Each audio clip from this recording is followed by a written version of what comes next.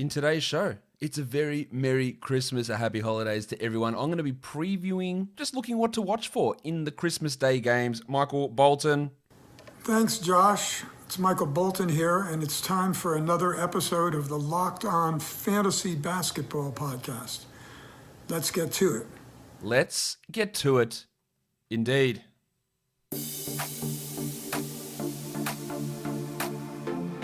You are Locked On Fantasy Basketball, your daily fantasy basketball podcast, part of the Locked On Podcast Network.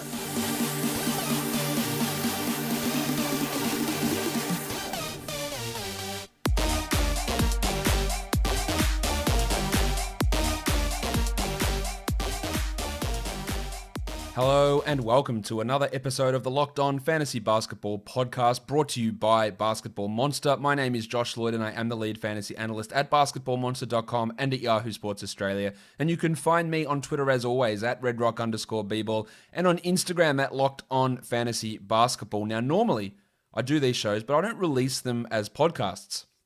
Otherwise, I'm just going to be smashing your podcast feed, and sometimes they might be like 6 or 7 minutes. But this is something I'm going to try and do at least 5 days a week. Maybe we do it more during the season. They're going to be released as really short videos over on the YouTube channel. So if you want to see something like this every day, head across to the YouTube channel. There's still going to be everything, of course, on the podcast feed too, but these are just little bonus videos that I've been doing. But I thought because today is Christmas Day here in Australia, I'd throw it out as a little bonus Christmas present on the audio feed. And I call it the What to Watch For series for those of you who haven't seen it. Looking at the games ahead.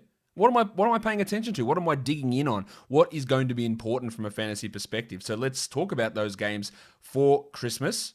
The first one of those is not the Warriors and the Bucks. So I don't know why that came up. The first one is the Pelicans and the Heat. Of course, the Pelicans, big win over the Raptors in the opening game. The Heat with a disappointing loss against the Magic. What are things I'm going to look for? I want to look at Zion Williamson's free throw percentage. I want to look at his usage in general because he was stifled a little bit just in terms of how much he shot the ball.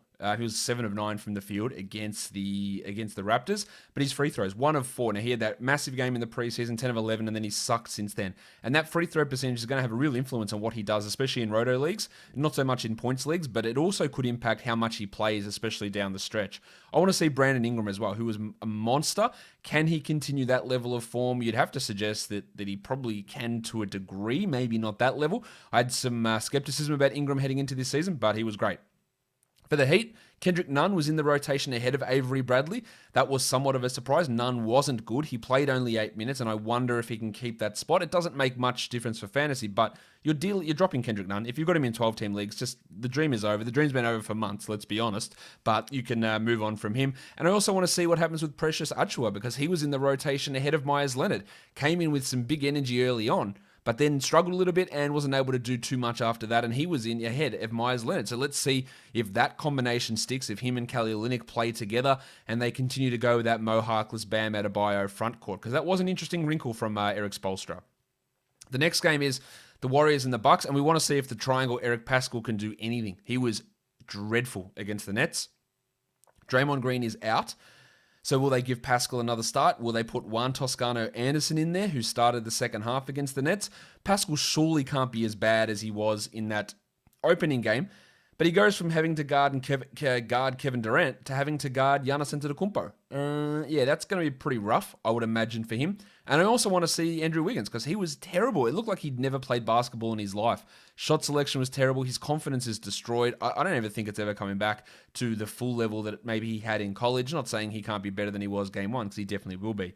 But he was so way off. I want to see how he looks and what sort of shots he's taking. For the Bucks, they surprisingly played big minutes to Drew Holiday, Chris Middleton, and to Yanni.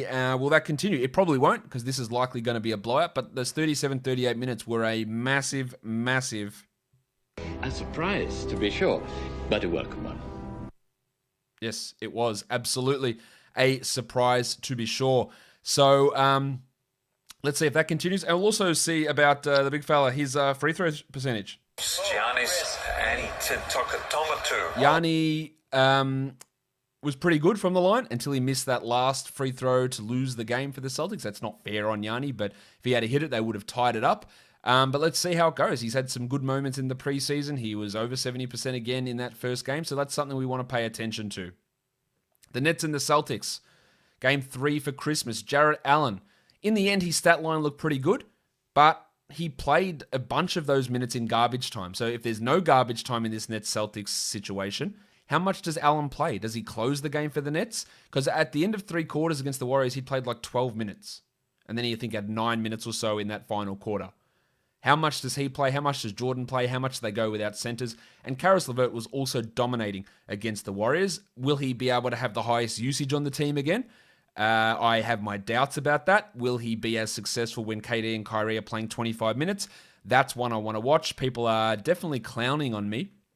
Offered me saying that LeVert was going to be a bust if you pick him at pick 80 like his ADP was earlier in the draft process. I still maintain that. He's not going to be able to be as good as he was on opening night. For the Celtics, do they go back to that double big alignment? They started Tristan Thompson and Daniel Tice against a front court that consists of Kevin Durant and DeAndre Jordan. I'm not sure that's going to be great, but who do you throw in there? Is it Grant Williams? Do you put Javonte Green in there? Do you start Jeff Teague and push Marcus Smart and Jason Tatum and Jaylen Brown up a position?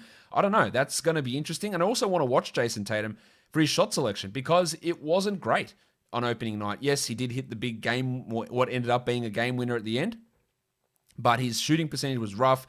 He didn't get to the line, I think, at all in that game. And there's real concerns. And we've had these concerns for a few years about Tatum, about his shot selection. And if that doesn't improve, then his field goal percentage is going to be a drag. And maybe he does end up being a disappointment if you did happen to pick him at pick 8 or pick 9, because that field goal percentage could end up being rough.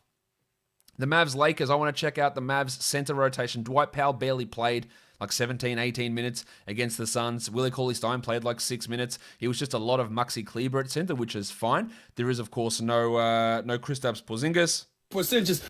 So let's see how they run that against a Lakers team that's obviously a lot bigger with Harrell and Gasol and Anthony Davis. Will we get more Willie Cauley-Stein? Will we get more Dwight Powell? And let's see about Luka Doncic, who was sluggish to begin the game against the Suns. He did come on late, but missed a couple of threes. His efficiency wasn't there. I also want to check his free throw percentage because it was much better in that game. For the Lakers, Talen Horton-Tucker was the 11th man against the Clippers, but he outplayed Wes Matthews, and I thought he provided a spark. Can he get into the regular rotation? Can he push to 20 minutes a night? It's probably unlikely given how we saw that rotation play out, but we've got to see how that goes. I also want to check on Dennis Schroeder to see how he looks after that first game where he was really, really good.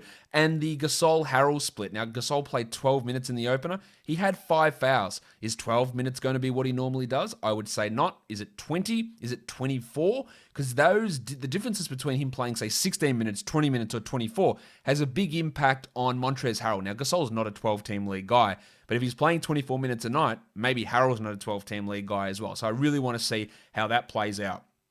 The last game is the Clippers and the Nuggets.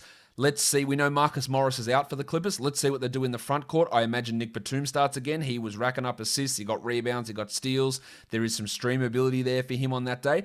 And what about Ibaka and Zubac? Zubac's played the vast majority of the minutes against the Lakers. Was that a Lakers thing, or is it going to be an everyday thing, an every game thing? How does Ibaka match up against Big Chungus, Nikola Jokic?